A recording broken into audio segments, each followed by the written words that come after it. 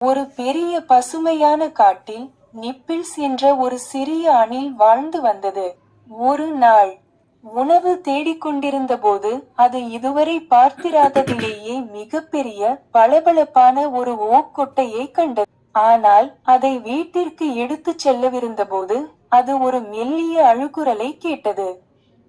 அது சுற்றிலும் பார்த்தபோது பீப் என்ற ஒரு சிறிய முயலை கண்டது. பிப்பின் வயிறு பசியால் உறுமியது. அது மிகவும் சோகமாக தெரிந்தது. என்ன ஆச்சு பிப் என்று நிப்பிள்ஸ் கேட்டது. இன்று என்னால் எந்த உணவையும் கண்டுபிடிக்க முடியவில்லை என்று பிப் விம்மியது. எனக்கு மிகவும் பசிக்கிறது. ஒரு பெரிய புன்னகையுடன் அது அந்த ஓக்கொட்டையை பிப்பிடம் கொடுத்தது. இதோ, இதை நீ எடுத்துக்கொள் என்று நிப்பிள்ஸ் சொன்னது. பிப்பின் கண்கள் பிரகாசித்தன. கதையின் நீதி: கருணையும் பகிர்ந்து கொள்ளும் குணமும் இந்த உலகத்தை ஒரு மகிழ்ச்சியான இடமாக மாற்றுகின்றன.